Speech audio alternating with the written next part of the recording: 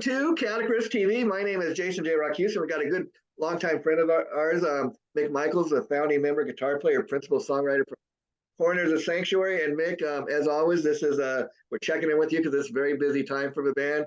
Every year for about the past 10 years, you guys have gone in around this time. Well, actually, I think you record the song usually around August or get to work on it, and for a Christmas song every year. And let's, for people that don't know, share how that all started, because I think it's a really cool thing for a metal band to do.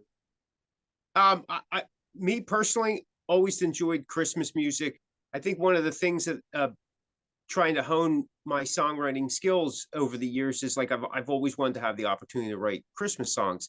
Yeah. And in previous bands, never really had that opportunity, but this band was really on board with it. So from the very beginning, we knew that we wanted to do some Christmas music. However, we didn't expect it to be such a staple in our annual catalog. Yeah. So we're pretty excited about that. I mean, we're 12 years in the making of keeping some kind of Christmas song going. It's become a tradition with this band at this point, a Christmas tradition. Every year the fans have at least a new Christmas song to look forward to. And it's very interesting because you shared with me in one of our past interviews when we were talking about the Christmas song every year that you said for being a metal band, especially, that since you guys started recording these Christmas songs, that is probably the one time of the year where you get the most airplay. Yeah, absolutely. I mean, we get from this year, I think we got it out before Thanksgiving, which was kind of cool. But from the time, like right around Thanksgiving till about January 6th, we get more airplay in more places than we'll be played on stations, both internet and FM, that don't play metal, that we would never have the opportunity because the Christmas song is kind of, it's a safe bet, right? It's a little bit more open. So that's really a plus in our corner. I mean, it's fun.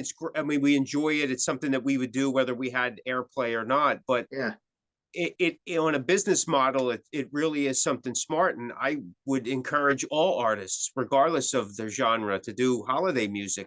And what I love about the way you guys do it is, I mean, you've had bands before, like Twisted Sister comes to mind, that put out a great Christmas album. They had a lot of success, but those bands, like they put out an album or even a song or two, and then that's it.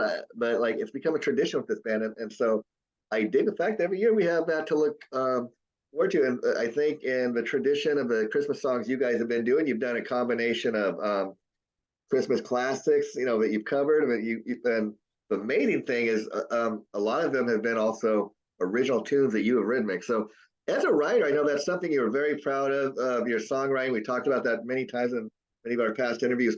But do you feel that writing like Christmas music is a little more of a challenge than what you typically do? Because every year you got that pressure of coming up with a Christmas song, and you got to try to, I don't know if you want to say outdo the song of the previous year, but there's got to be a little bit of that pressure.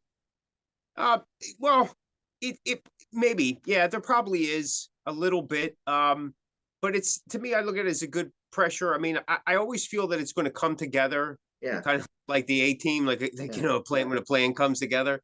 But I think that the hardest part of it is to keep it fresh. Yeah. And not be too repetitive. But at the same time, there's something, like, you got to have certain elements that I feel that kind of make it like holiday. Yeah. And I mean, we're talking about the same season each year, and we're just kind of taking a fresh loop on it. Like this year, I think the song's just about 2 minutes, maybe like 2 minutes and 3 seconds or something.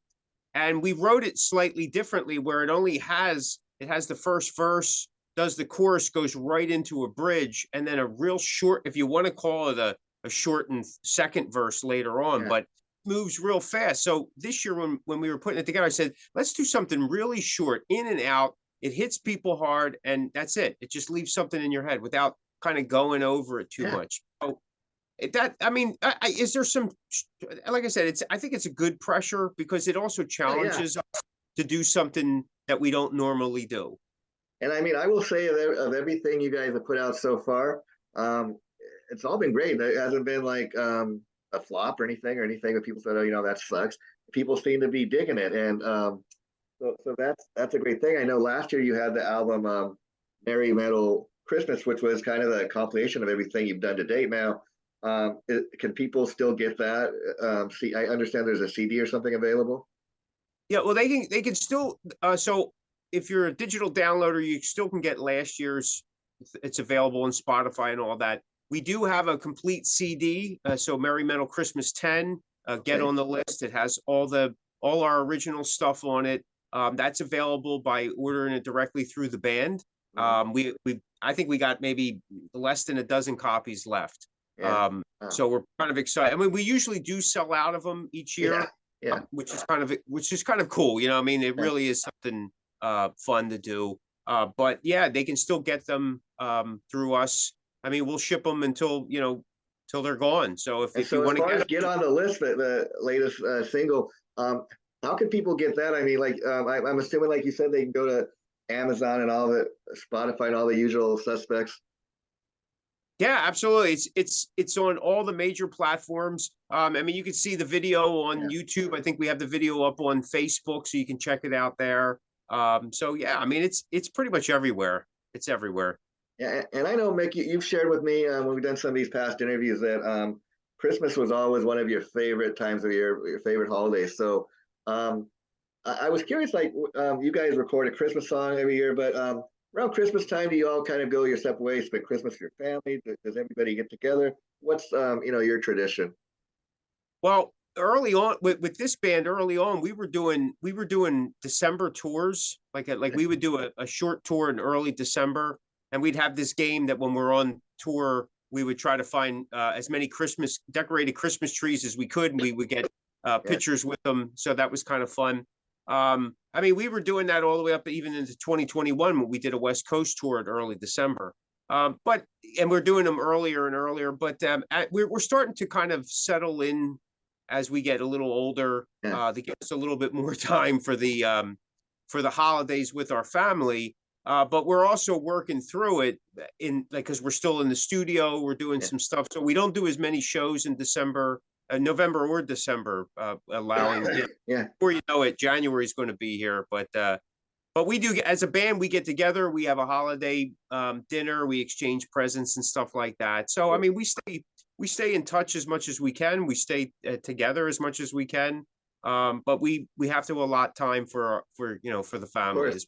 And then this may sound like a crazy question, but like the fact that Christmas means so much to you, you must, like a lot of us, have those memories from childhood of the way your memories from back when you were a kid of how your family growing up spent Christmas. Oh yeah, I got tons of them. I mean, my family, my immediate family at the time, our Christmas was technically Christmas Eve.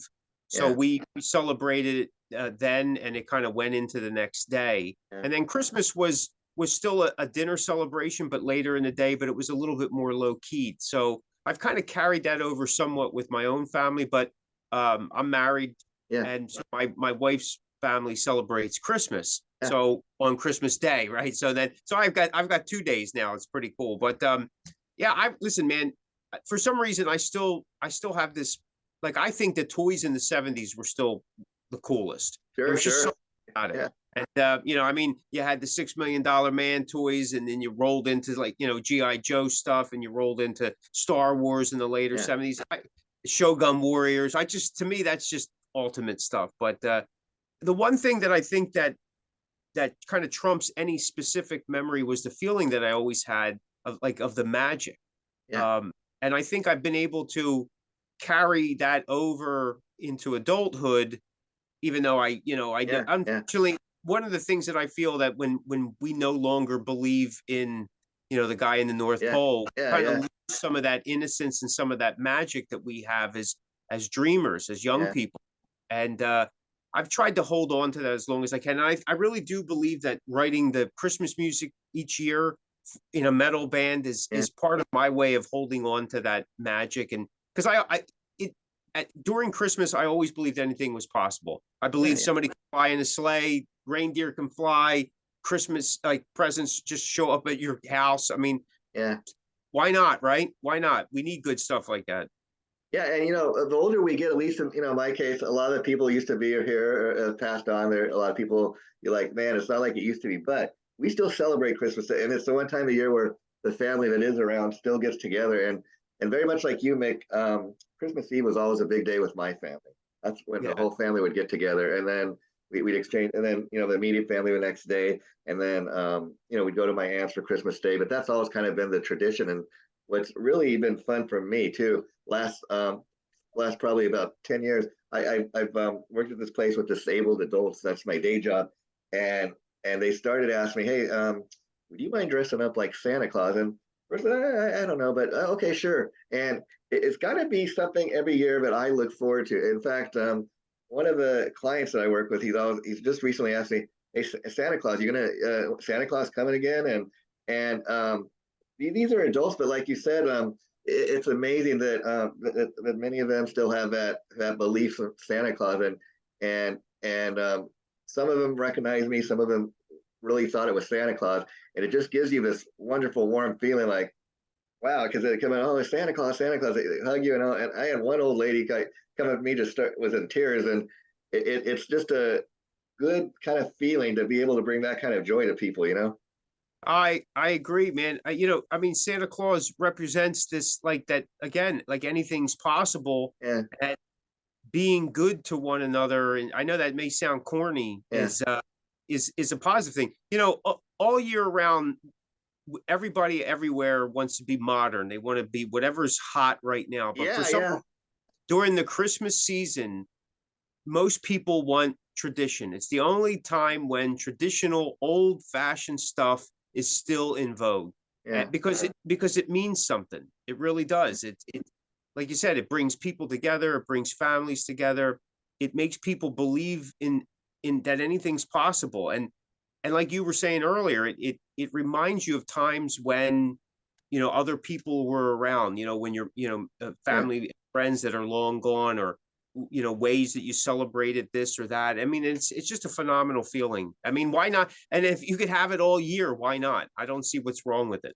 Oh yeah, and that's a great thing. A band like Corners of Sanctuary doing a great Christmas tune every year. You're giving the fans that thing to look forward to. And what's cool about, especially being that you guys are a metal band, I love the fact that some of the stuff's a little harder edge, some's not necessarily. Like the new single, "Get on the List." I mean, like you said, I love the simplicity and everything. The title, it's not a long song, but it's still very rock, and it's not necessarily a metal song, but being a Christmas holiday tune, it doesn't have to be. And I love the fact that the fans are accepting of it, in the sense that, oh, they've gone soft there, they're doing holiday music. I love the fact that there isn't any of that going on. They just accept the song as you guys deliver it. Yeah, well, I mean, again, I think that the season kind of opens up people's hearts and minds. However, listen, the truth of the matter is, there's been plenty of haters over the years. You have guys, we get Yeah. critics all the time. I mean, that we're wasting our time, What or does this make you guys have been around, what, 11, 12 years or something like that now? it's we're going to be going on 14 years next Wow, year. So congratulations. Wow, almost 20 years almost coming. yeah, well, we still have some time. We'll see if we make it, but Yeah. as long as the band's together in some capacity, we're going to continue doing the holiday music. If at worst for anything, it's because we enjoy doing it. We really do look forward to it. It's something that, believe it or not, like I start writing next year's song Yeah. during this time. Like I start laying out some groundwork, outlining some things. I already have some, actually things in the work. And then I'll let it go for a couple months, let it kind of like permeate on Yeah. its own, stuff like that. And then I'll pick it up in the spring again, and I'll work on it, and I'll do some demos of it, just so I can listen to it Yeah. on. Then by August, we're recording what we worked out so that we can release it in November. In So fact, you for yeah, us, you were sharing me before we went on air today that you're already in the process of recording or writing your next EP. I mean, every time I talk to you guys, it's like Kiss back in the day, releasing like 2 or 3 things a year. I mean, you always got something you're delivering for the fans. That's cool. Old school. yeah, listen, I mean, you're in a band, right? You play Yeah. music. Your job is to write music. That's what we do. Yeah. If we were a baseball team, then we'd be doing baseball, right? So I mean, we're doing what we set out to do. I mean, that's the whole idea. Like you listen, in today's market, you can't rest on your laurels. I mean, Yeah. at one time, I guess bands could do Yeah. that. They could wait a couple years, they could do it, but the market's way different now. You got to keep music going out there. You got to kind of, there really is no downtime for independent and Working indie trade bands. Yeah. nowadays. Yeah. You know Because, what I mean? The big the thing guys can is, do. you keep reminding people, hey, we're here. I think the minute, if you were to ever say, you know what, we've got enough stuff we released, we're just going to go out and play our catalog of music. It's a great catalog, but after a while, people say, okay, we've heard that, we want something. So I think the way you guys have been doing it, there are bands that kind of get to that point, we don't need to put out any new music. And so thumbs up to you guys, Mick, because I think that's why people keep coming out for Corner of the Sanctuary. You keep delivering the goods. Yeah. Well, thank you. I appreciate that. I guess I still have more to say. Yeah. Right. Yeah. I mean, I guess when I get to a point, and I don't know if that's ever when that could be tomorrow, it could be 10 years, I don't know. I'm just going to keep going until I can't do it anymore. I mean, but I mean, the hardest thing that we have to do is how we integrate new songs into the set, because we have a tried and true set. We have a lot of songs that people want to hear. We know that they work well live, and it's always daunting. And I understand why bands do this or not do it, depending on how you look at it. It's very difficult to get new songs into the set because what works. And the last thing a band wants to do is lose the audience. And I mean, we've been there over the years. You sometimes lose the audience, and then you got to hurry up and click back into it. But I still have more to say. The band has something still to say. So we're going to keep writing until they tell us not to, and we'll probably still do it anyway. Well, there you go. And I like mentioned, I know you're a huge Kiss fan as I am, man. They just last week played what's supposed to be the final show. So what are your thoughts on that?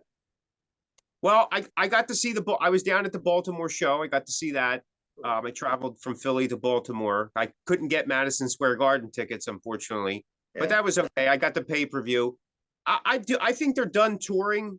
I really do. I think they're going to do one-off shows. I still think they're going to do the Kiss cruise. They may do a small residency, couple one-offs. Maybe they'll do some bigger festivals. But I don't think that it's the end of the road tour, right? People are going to.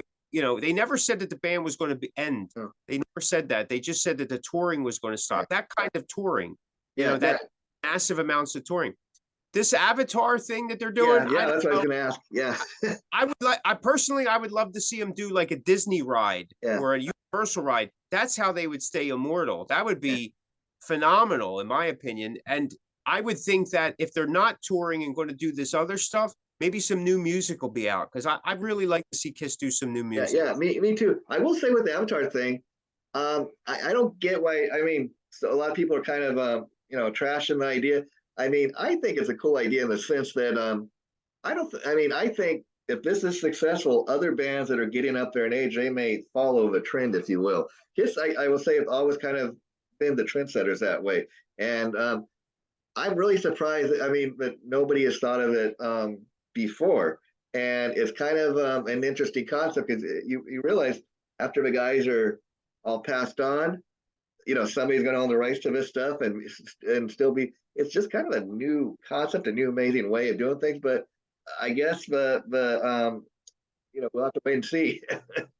Yeah, it's going to be. I mean, I know they've done them hologram ones, and people have had mixed feelings about it. I do know that the band ABBA has been doing some of these virtual type of things as well. Apparently, the shows overseas have been very successful, but again, I don't know. We'll have to wait till we actually see it, right? And the only other thing I know they kind of did like that was the Dio show, and I think the reason people had a problem with that is like, okay, Ronnie's dead, so it's not exactly him, Yeah. But I think that, I mean, it would be great if they did like some kind of either a short run animation series or an animation movie, a real high end. I heard there's talk of movies and like specials like that. I know there's already going to be a Netflix movie of some kind. Yeah. So listen, I'm a Kiss fan. Why not? Listen, and being a Kiss fan is like being a Star Wars fan. You love it and hate it all at the same time. Yeah. the problems I personally have about being a Kiss fan or being, with Kiss Yeah, have nothing to do with backing tracks yeah, yeah, or yeah. avatars or something. I just sometimes wish that they would stop with the sound bites and talk a little nicer and Like human beings. Yeah, write some yeah, new music. yeah, yeah, yeah. There you go. Well, I am excited, because they've actually announced the release date sometime in February. The new Ace Frehley album is coming out. Yeah. Also, the new Mick Mars solo album. Have you had a chance to hear the single from that, Mick Mars? Um, I actually right before Kiss, I got to see Ace Frehley outside of Philadelphia. He was coming through on a tour. It was a good show in the sense that, I mean, Ace ain't as on the money as he used to be, Yeah, but it was great seeing Ace. He he's did still out play there, some, so yeah, yeah, he played a lot of Kiss songs, yeah, yeah. you know, Interestingly, a lot of Kiss songs for a guy who doesn't like Kiss. But I have heard that, I heard the single from the Mick Mars thing. I am looking forward to that. I mean, he was always a great guitar player. Seeing him stand on his own would be something great. yeah. Whether all that controversy is real or made Who up, knows? or I Yeah, don't know, but you know what? Sometimes the best way to show people up or shut them yeah, up yeah. is just keep pushing forward. And as a musician, just release something. Yeah, You because know? Mick Mars was kind of the odd man out in Motley Crue. I mean, I don't think many people realize that it was him and Nicky that wrote most of those tunes. Yeah. Yeah, Well, I mean, like, he definitely had that sound, that guitar sound, which was distinguishable. So that was heavily, influenced to the style of what Motley Crue was. But yeah, I mean, as being more of the show pieces, the yeah. other three seem to, the audience seemed to gravitate towards him. And But when you realize too what all the health issues he's dealt with, yeah, then you kind of okay, maybe that's why. And you got maybe. to give respect to the guy that he's still out there doing it.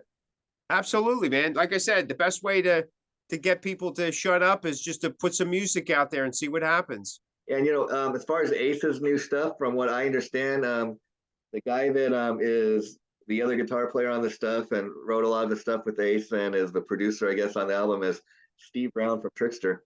Trickster, yeah. Yeah. So that ought So to be yeah, I'm looking forward to hearing it. I mean, like I said, it's all part of being a Kiss fan, right? I mean, yeah, it's just that it would be nice to have them stop fighting. I mean, it's yeah, like watching, 75-year-old, 80-year-old guys swatting each other. It's just like, man, let's just make it happen. yeah, yeah. Well, I agree with that. And the last thing before we wrap it up for today, May, I just as we have been doing the interview had this great idea. I wanted to put in your head. Maybe it's too late this year, but maybe think about this for next year when you guys put out the Christmas song. Have you ever thought about like coming out with like a corner of Sanctuary, like Christmas ornament or something? Ah, well, yeah, I don't know. That would be kind of cool. I know Yeah. this past year we just started getting keychains, so Oh, that's cool. that I mean that's kind of like you could you could hang them up on your Yeah, tree if there you you. go. There you go. Yeah. I see what you're saying, like a nice little Christmas I ball, just kind because of we think usually have like a Cos Christmas ball on yeah. on the artwork or something. So maybe who Oh, yeah. knows? We'll see what I'm happens. just That's a thinking good because idea. then you really have the market on the Christmas stuff. I mean, you have a new song every year, an ornament. Maybe it could Yeah. become another tradition. A couple years when we did Rock in the Holiday a couple years ago, we had Rock in the Holiday T-shirts. They seemed to sell well at the time. Yeah, yeah, So I mean, yeah, maybe that's a good idea. I'll write it down. We'll see what yeah, yeah. happens. We'll see. Anyways, Meg is always great talking. And I got to tell people that you and I go way back. And you're one of the people I've interviewed like probably at least 9 or 10 times. So we always enjoy having you on and always have some great stuff to talk about. Because like I said, every time I talk to you, tell me, okay, we get ready to release a new single. We were working on the next EP. We got stuff coming out. So any idea when the EP is projected to come out, or is it kind of just sometime early next year? Yeah, well, it's definitely first quarter. I think it's going to be late January, early February. I think what the label is going to do is before the whole EP drops, I think they're going to start releasing a few songs at a time, and then the whole thing will release a little further down. And I'll be honest with you, I haven't told the label this yet. So Yeah. the EP is slowly turning into a full album. I think we got about 10 songs for it. So Wow. it's a bigger EP than I think originally. Originally, we were going in to do 5 songs, and there's been a lot, for some reason this year I did a lot of more writing than I planned on, because I knew we had some things already in the works, and I gotta sometimes gotta shut down otherwise. Okay, stop. But You gotta know. yeah, so we'll see what happens. But I think at the end of January, beginning of February, you're gonna start seeing singles from it. And the last thing I want to ask you about before I let you go is a couple months back, you guys put out a video released as a single, a great cover of the Osmond song. Talk a little bit about that. I mean, I really loved it. Oh yeah, so we did Crazy Horses. That's always been I've always liked the Osmonds. I mean, again, growing up in the '70s, how could you not? Yeah. Frankie's a big Osmonds fan as well, and Crazy Horses was one of all. It was a popular song for them, but that whole short era of when they were really starting to go hard rock is kind of overlooked, and it's overshadowed by everything else. And that song is just a powerhouse. And we had always talked about, hey, how about if we do this one of those songs that we would do. And so when we started going down that cover route, that was one of the songs on the list. So we did it. We heavied it up a little bit, changed the lead a little bit, but tried to stay true.